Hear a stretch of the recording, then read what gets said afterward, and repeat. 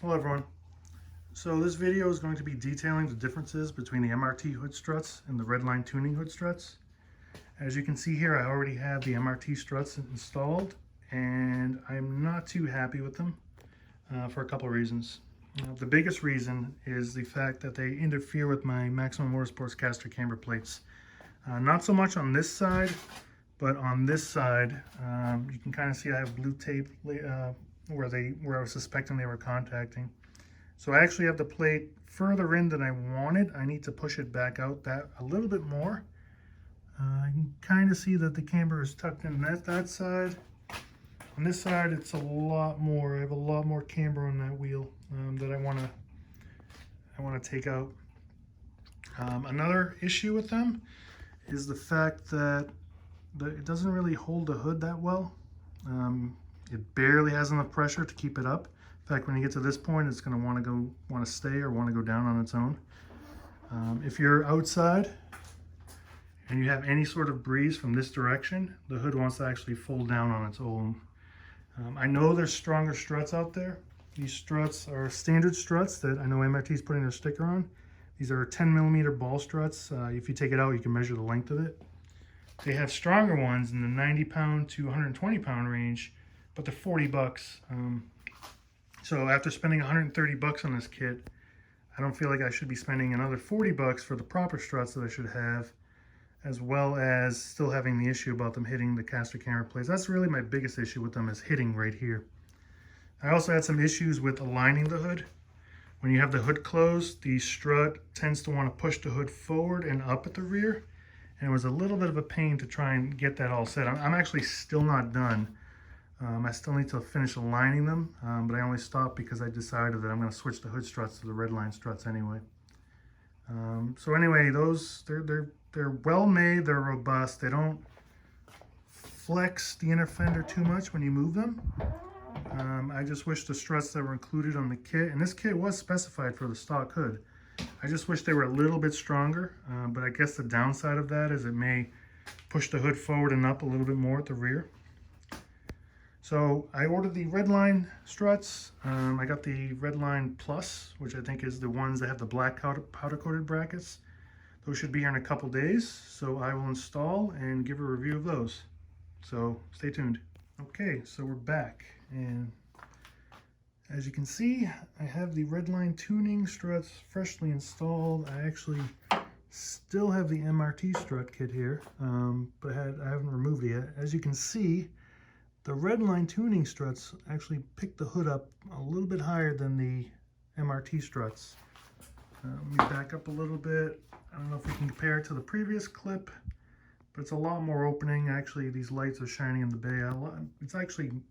I already like it because I get a lot more light in there and can see what I'm doing. The install wasn't that bad. I had to do some riveting here. The hood blanket clears fine. This is the Plus kit that has the black anodized or black coated brackets. I believe the plain kit is zinc coated. And the Elite has stainless struts, which I didn't go for obvious reasons. But anyway, both sides are installed. This is riveted, bolted down to the fender. I need to remove the MRT stuff, but right away it's a lot more stronger to pull down. I also like this feature here. So it's going up, and then it slows and slowly opens. But this isn't going to come down with a breeze, so my initial impressions are already good.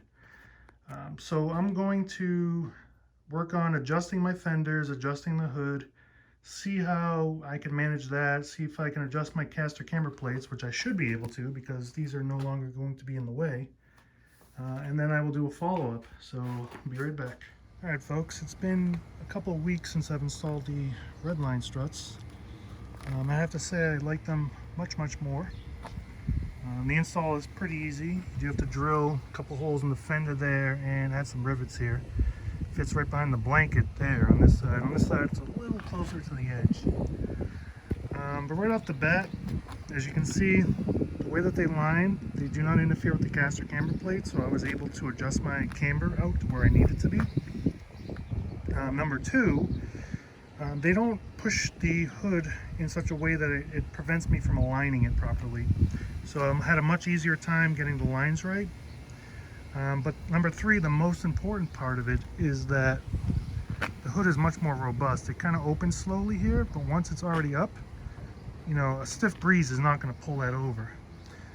That was my number 1 gripe with the MRT struts, that when the hood was fully open like this, if I had the car parked in a way that the wind was coming towards us, it would actually blow the hood down. So I have to give credit to LMR. They did take the MRT struts back, even though I ordered them 3-4 months prior. I just explained to them that I installed them in February, and it really wasn't until the spring when I can get the car out and about to, you know, test the hood, back it out of the driveway and see that, you know, out here, outside, that a stiff breeze would close my hood if I waited long enough.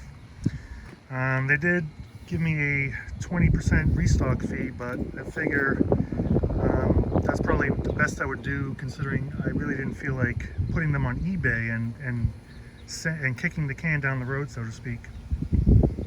So I did like how the MRT struts bolted down here. That was one of my favorite features about it. But the Redline struts do hold it up higher. They hold the hood straight, a lot straighter, which I like. Gives you a lot more room in here to work. The only thing I don't like, and to be honest, I'm kind of getting over it, is that they protrude somewhat in the bay, but to be honest, it's not really that big of a deal. I'm kind of over it, especially given that it does hold the hood up higher and more robustly. I do like, let me see if I can do this. So you only need to get it about halfway, go up a little more, and then it opens slowly, and it goes up very slowly, like the last few seconds. So overall, I do have to say that the Redline struts are the way to go. I'm definitely glad I installed them. Don't worry about the battery. I'm getting a new battery. This is just what I'm using. But anyway, that's my comparison between the MRT struts and these Redline good struts.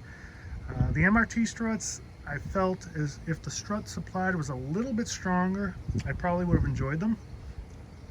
But given that the kit was 140 bucks, plus another 40 bucks for a different pair of struts that were stronger, I didn't want to spend 180 bucks on them, especially when these Redline struts were only, I think they were 80 bucks, 80 or 90 bucks. This is the kit that comes with the black hardware. I think there's one kit that's 10 bucks cheaper that has natural hardware, and then there's one that's $20 more that comes with stainless struts. But obviously I didn't go for the stainless struts. But there you go. That's just my honest review between the two setups. Maybe my MRT struts were defective. I just didn't really get a chance to get that far, considering the other issues I had with them.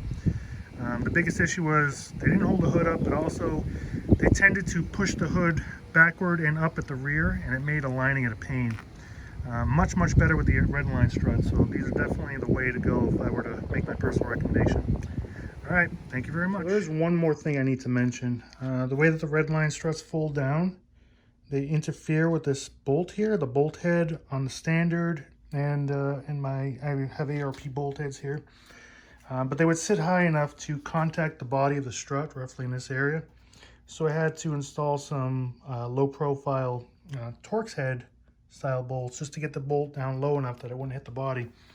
I was able to close the hood, but you can tell in the middle that the hood was being pushed up slightly. So that's just something to keep in mind. You may or may not have interference depending on your car, but in my case I did. All right, thanks.